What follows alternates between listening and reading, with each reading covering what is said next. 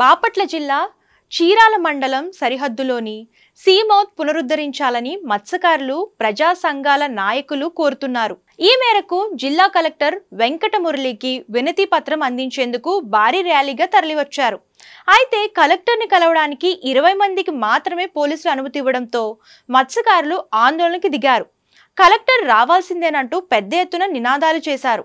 అదేవిధంగా Shri Bhramara infrastructure resorts పేరుతో సీమౌత్ను మూసివేసి ఇసుక దిబ్బలను 2 టీడీపీ సీనియర్ నాయకులు కబ్జా చేశారని ఏపీ ఫిషర్మెంట్ జేఏసీ నాయకులు హైకోర్టు న్యాయవాది స్థైకం రాజశేఖర్ ఆరోపించారు.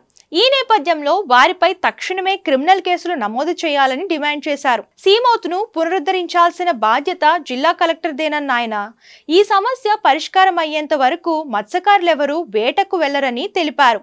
సమస్య పరిష్కారం కాకపోతే హైకోర్టును ఆశ్రయిస్తామని హెచ్చరించారు. సముద్రంలో ఎల్ వంపు ఆకారంలో తిరిగి సముద్రంలో కలుస్తుంది. ఆ సముద్రంలో మేము 2000 పైగా బోట్లను మేము నిలుపుకొని మా మత్స్య సంపదను దిగుమతి చేసుకుని మేము మా వ్యాపార కార్యక్రమాలు చేస్తాము.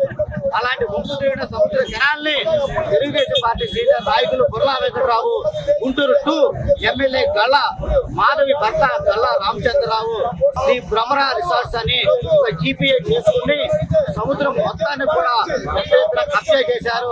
సముద్రం యొక్క ఇసుక ధరలను కూడా నేలమట్టం చేసి ఆ ఎల్ల వంపాకరంలో చాలా సహజ సిద్ధంగా ఏర్పడిన సముద్ర ముఖద్వారాన్ని పెద్ద పెద్ద ప్రొక్లీన్లు చేసితో మండరాలు వేసి పూర్తి చేశారు.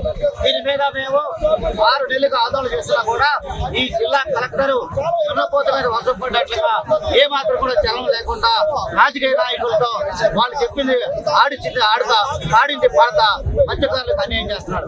ఇప్పుడు మేము 6 నెలలు సమయం ఇచ్చినా కూడా కలెక్టర్ ఏదో తూతుమంతరంగా కమిటీ వేశారు తప్ప ఏ ఒక్క కమిటీ కూడా మత్స్యకారులు ఆ పరిస్థితిని క్షేత్రాలు పరిశీలన చేయలేదు.